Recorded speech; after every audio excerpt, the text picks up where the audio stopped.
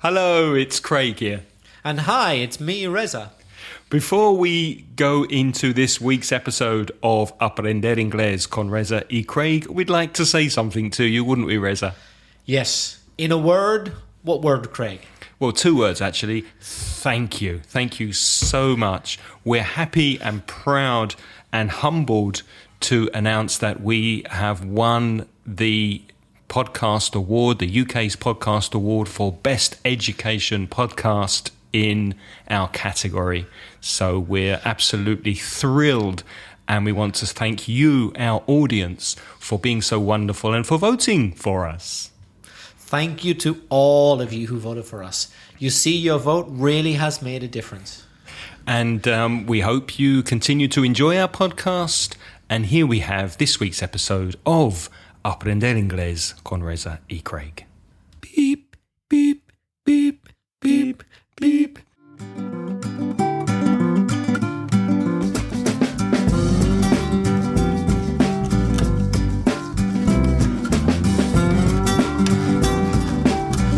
Hello and welcome to Aprender Inglés con Reza y Craig.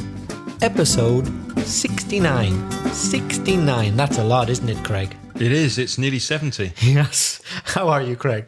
Well, how are you? I'm very well. Talking of years, between Craig and I, we have 40 years of teaching experience. That's between us, not each. We're not that old. Between us, we have 40 years. So we like to think we know what we're doing. I think we should by now. Anyway, we have a laugh, even if we don't know what we're doing. If you're a new listener, welcome to the podcast. We're going to help you improve your English, particularly your grammar, pronunciation. However, in this episode, we're focusing on expressions and vocabulary of telephone English. However, before we begin with telephone English, some listener feedback. Would you like to read the feedback, Reza? Yes, I'll try and read it without making any mistakes. It's from Christina from Barcelona. Hi, Christina. She says, I need to speak on the phone in my work, and I always am, she should say I am always, nervous. Can you explain some expressions for speaking on the telephone? I love your podcast and learn lots of things every week. Thank you. Thank you, Christina. It's very nice of you to say so. Thanks for your question. Very interesting question. Telephone English, always difficult. Why is it so difficult, Reza? Why is it a problem to speak on the phone when it's not your language? Well, precisely because it's not your language. In my opinion, without any doubt, speaking on the telephone is the hardest thing you can do in a foreign language. There's nothing harder. It's the number one hardest thing. Because you can't see the person's face, you can't see their expressions, you can't use body language to explain things. You're not sure how the person's reacting to what you're saying. It's difficult, isn't it? Yep. Even using Skype, which is essentially, like a telephone but with video, is much easier than an old-fashioned telephone call. Skype is easier because you get to see the reaction of the person's face. At least it gives you a lot. You know generally when people are happy, annoyed, tired, angry by the look on their face, even if you don't understand the language. With a telephone conversation, you don't get that. All you've got is the language. Mind you, you do get the intonation. And if you've got a good level of English, intonation can tell you a lot. But no facial expressions. That's what makes it hard, I believe. And also there's some particular specific vocabulary connected to speaking English on the telephone. So let's look at some of these words and expressions now. When you pick up the phone, when you have the phone in your hand, you have to put in the number of the person you're calling. In Spanish, that's marcar. What's the word in English? To dial the number. D-I-A-L, to dial a number. That's interesting because it's a very old-fashioned word. It's an old-fashioned word, but it has stuck. It has remained because what to dial really means is to turn a dial around thing. Yeah. Turn it round. I suspect many of our listeners won't remember those phones where you put your finger, the phones that were on the wall. Yep. or on the telephone table, and you had to put your finger inside the dial and move it in a circle to get the number. Do you remember those, Reza? Yeah, I do. I was brought up with one of those. Yeah. That is the original meaning of to dial, but it has stuck. So these days, strictly speaking, you're not really dialing in the literal sense. You're probably pressing buttons or pressing a touch screen on a mobile or smartphone. But we continue to say to dial. Dial the number. And also when you dial a number, you often reach or speak to a secretary or somebody in reception of a company. So you ask them to put you through to the person you want to speak to. For example, can you put me through to Reza? Or could you put me through to the marketing manager? How would you say that in Spanish, to put someone through? Me puedes poner con Reza, por ejemplo. Exactly. Pasar a alguien. So, for example, don't put any calls through for the next hour. Don't put any calls through for the next hour. No pases ninguna llamada en la próxima hora. Or, I'm putting you through now. I'm putting you through now, sir. Ahora le paso. Ahora le pongo. Con someone. Yeah, because ahora le pongo could be misinterpreted. Yeah. Sorry, ahora le pongo could mean I'm turning you on. Yeah. Ahora le pongo con alguien. Another phrasal verb, but not necessarily used in telephone language. I've done it again, Craig. I'm sorry. I got X certificate again. Yeah. Oh dear. There's another expression, to hold the line. I'm not sure if that's used so much these days, but to hold or to hold the line means esperar. No cuelgue.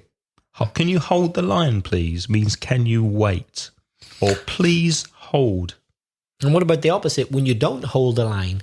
You mean when you end the conversation? When you end the conversation. Well, that's another phrasal verb that is still used today, but it comes or goes back a long way from when telephones were on the wall, and it's to hang up, colgar.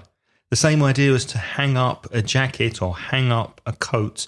Years and years and years ago, you used to hang up the telephone receiver on the telephone. Yeah, because it was divided in two parts. You had the dial on a box stuck on the wall, and then you had a mouthpiece or receiver, which you spoke through. So you still use hang up today. He hung up on me, for example, or she hung up on me. Another expression, to give someone a ring or to give someone a call, llamar a alguien. Which do you think is more American, which is more British English? Give someone a ring or give someone a call? Call sounds more American, ring more British to me. Mm-hmm. I'll ring you tomorrow, or I'll give you a ring tomorrow, or can you give me a ring this weekend? How do you say volver a llamar a alguien? To phone or to ring or to call someone back. Yeah. The object going in the middle of the phrasal verb, to call someone back. Can you phone me back in 10 minutes? Can you call me back next week? Imagine Craig called me and I answered the phone, but I was very busy and I say, Craig, I can't talk right now. I'll call you back. Mm-hmm. I'll call you back in 10 minutes. I'll call you back after I've made my tea. Yeah. If someone's speaking on the phone, we can say está comunicado, or the line's busy, or the line's engaged. It's engaged.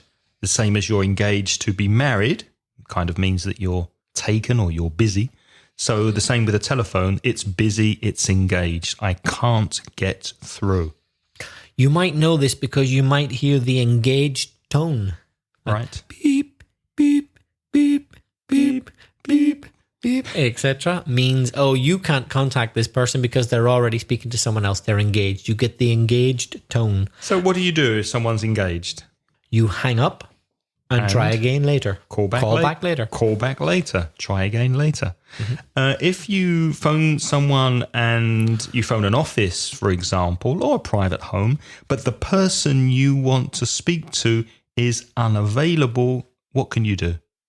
You could leave a message. Dejar un recado. Yep. You could ask the other person to take a message for you. So leave is the opposite of take a message. So the questions would be, can I leave a message? Or could you take a message for me? Could you take a message, or can I leave a message? Craig, have I time to fit in another phone impression? I've already done my engaged tone. Can I do a ring tone? Go ahead. Dring, dring, dring, dring, dring, dring is the ring tone. That's the ringtone. Well, of course, these days, as everybody knows, there are thousands, if not millions, of types of ringtone. In fact, on your mobile phone or smartphone, you can choose the ringtone you want. It could be a traditional sound. It could be a bit from your favorite pop group. It could be a silly laugh, anything you like. In fact, I think ringtones these days, they can tell a lot about the person, similar to the books on a person's bookshelf. What ringtone do you have in your phone, Reza? A traditional one. The one from the phone? Yeah. No, nothing? I never changed it. It goes dring, dring. Oh, that's the same one. Dring. Yeah, that you did before. That's it. In other words, I'm pretty boring and unimaginative. Oh, I wouldn't say that. We'd like to tell you about the italki website. italki is a website where you can find a personal one-to-one teacher at low cost. It's very personalized in the sense that you choose your own teacher. And if you're not happy with your teacher, you change that teacher as often as you like till you get the person who's just right for you. You might have a very specific learning need.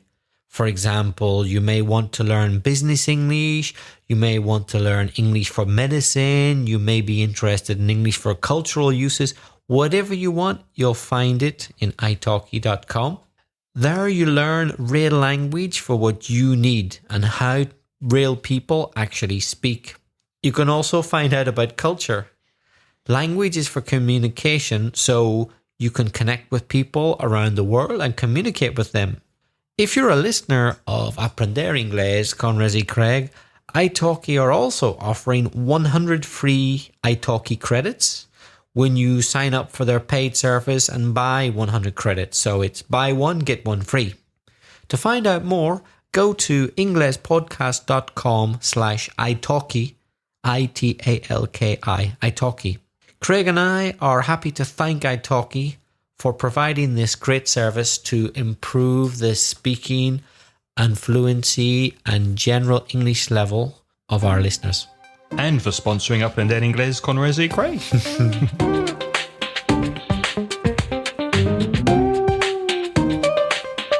Expressions. Let's look at some expressions we can use on the telephone. For example, if you want to identify yourself, if you answer the phone or pick up the phone, what could you say, Reza? You could say, "Hi, it's Reza speaking." Or, "Hello, this is Craig." Remember, it's "this is Craig," not "I am Craig," because, of course, in Spanish, you'd say soy Craig. It doesn't translate to "I am," it translates to "this is." So, "Hello, this is Craig." "Hello, this is Reza." Yes, and it's curious that we say "it's Reza" or "it's Craig." It is usually for things, not people, but it's a special use of it for telephone language. Yes, absolutely. Another one, "Good morning, my name's..." So if you're telephoning, you're calling someone, they answer the phone, you identify yourself by saying, "Good morning" or "Good afternoon, my name's Craig." Next, of course, the reason for phoning. So why are you phoning?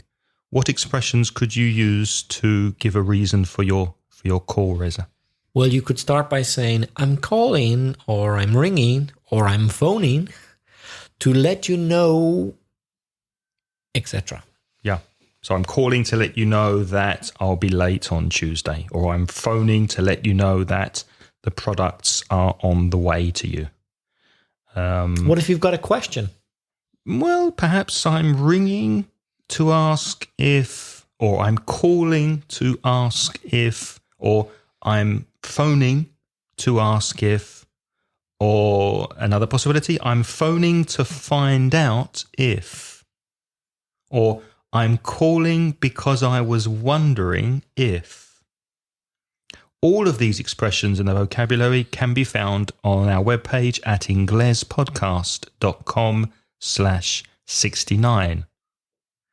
Asking for people, Reza, how could you? You're phoning someone, you're calling an office or you're calling a private house and you need to ask for someone by name. So when the person who picks up, when the person who answers the phone is not the person you want to speak to. Is that what you mean? Exactly. So you phone my house and my mum answers the phone, but you don't want to speak to my mum. Charming as she is, no. Perhaps I don't blame you. No.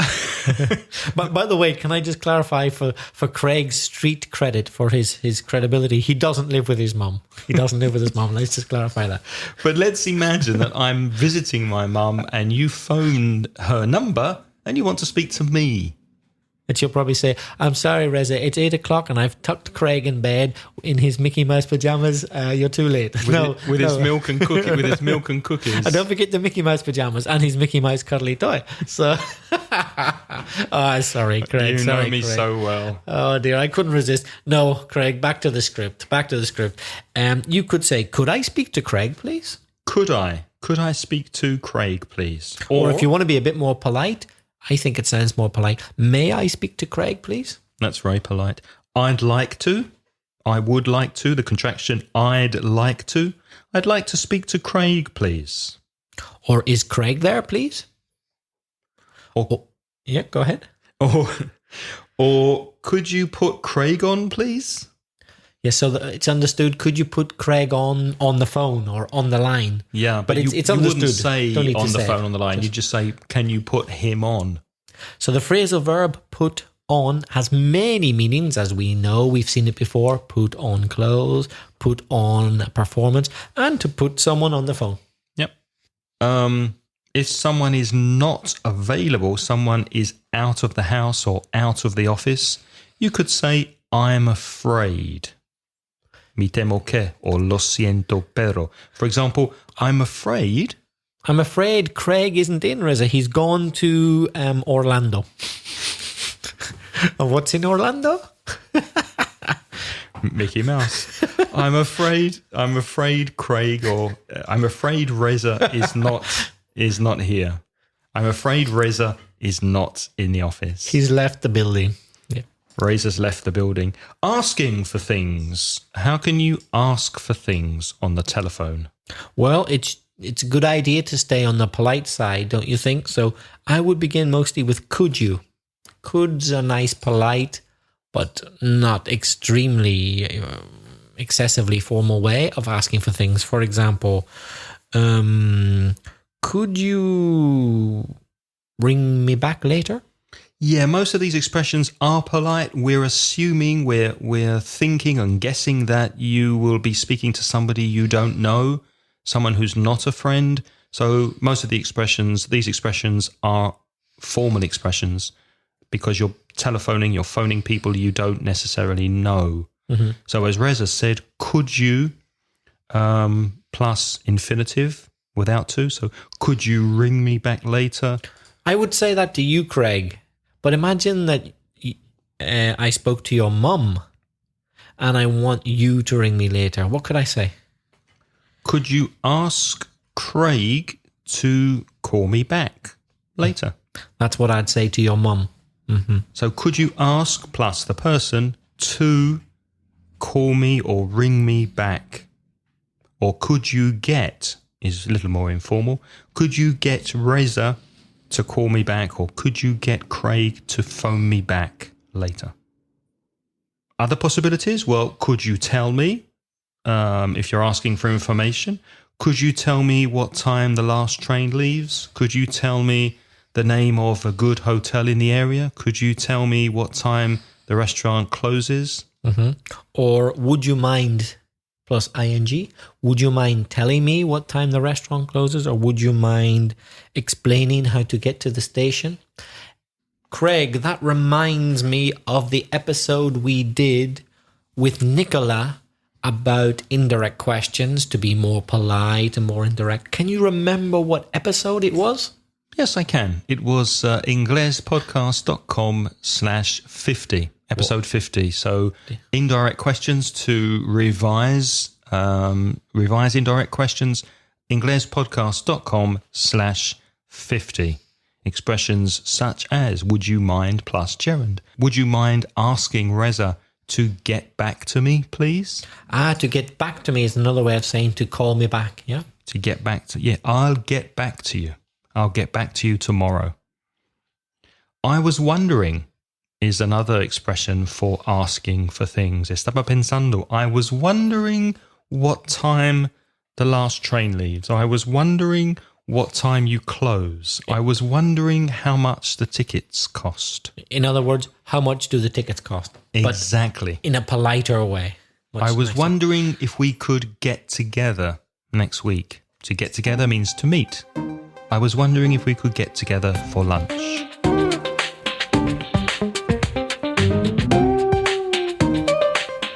Reza, what about you want to give your phone number? So how would you then give your phone number so that someone can get back to you? The clearest way is just to say, my number is, for example, 66243878. Yeah. Remember with numbers, if it's British English, the 0 is O. So it would be 5440, for example. Americans tend to say 0, don't they? So 2260. Other expressions, you could say, you can get me on. Me puedes contactar. And then you give the number. And then you give the number. So you can get me on, and then the number. Or you can get in touch on, or you can contact me on. Other ways. Now, let's look at ending the conversation. So you've given your phone number, you've asked for something. How can you finish the conversation? Well, as we said earlier, you can say that you'll get back to someone.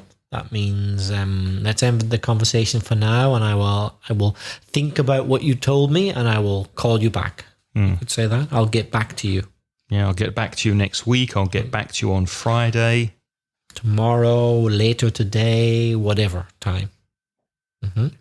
And you should thank the person for calling, particularly if you want to be polite. If it's someone you don't know so well, you can say, thank you for calling. Goodbye. Thank you very much for calling. Yeah. Thanks a lot. Or thanks a lot then. See you. Thanks for calling. Thanks for phoning. All the best. Bye. See you. Bye-bye. Goodbye. So those are some expressions. I hope that they have been useful. Remember, you can see those in the show notes at inglespodcast.com/69. Reza, do you like speaking on the phone? It depends who to. I like speaking to you. I like speaking to friends on the phone. I don't like speaking to people that I've never met before on the phone because it's difficult, as we said. Even in your own language, it's difficult. So we appreciate how hard it is in a foreign language. I hate speaking on the phone in Spanish. In fact, I don't usually answer my phone. If I can't see the name of the person calling, if they're not in my telephone list on the phone, I don't answer. I really hate speaking in Spanish. And sometimes when I have to phone to do something in Spanish, I usually prepare before I phone. So I write down any information. I think what I'm going to say. I don't plan the conversation word for word. It's impossible. But I do write down things, information that I need to ask or that I need to give before I make the call. Do you do that? Yes, and sometimes I run through in my mind those typical expressions in Spanish.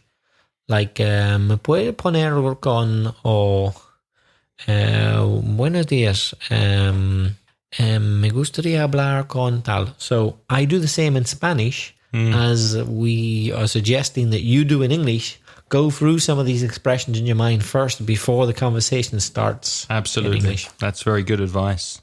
So what's your preferred method of communication when you have to contact somebody who's not maybe a friend, someone you don't know, or company? How do you prefer? Do you prefer email, texting? Email.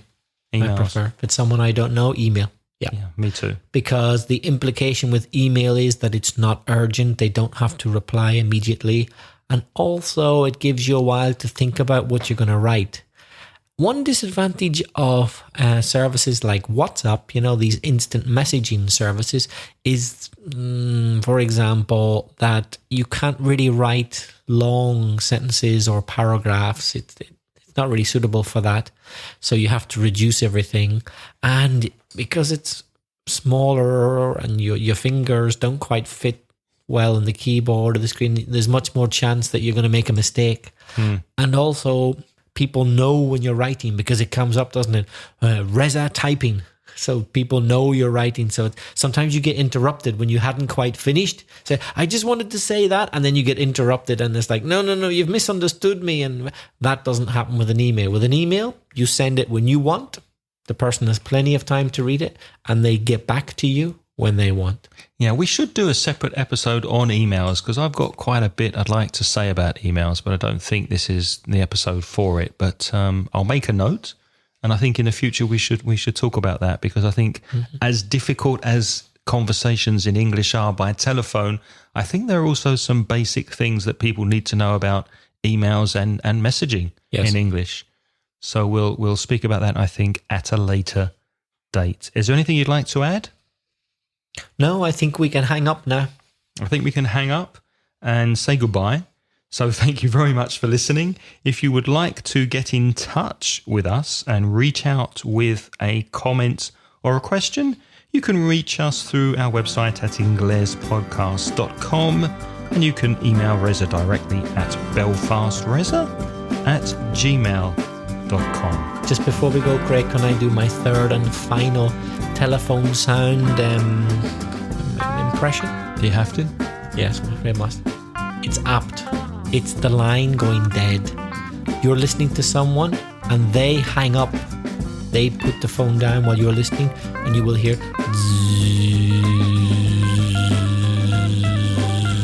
that means the line has gone dead. Thank you for that translation. That's definitely useful. In next week's episode, urban living, words, expressions and language connected to living in cities and towns. Until then, it's a huge and loving goodbye from me. And from me, Discomunicado. The music in this podcast is by Pitts. The track is called See You Later. So Reza and I will see you later.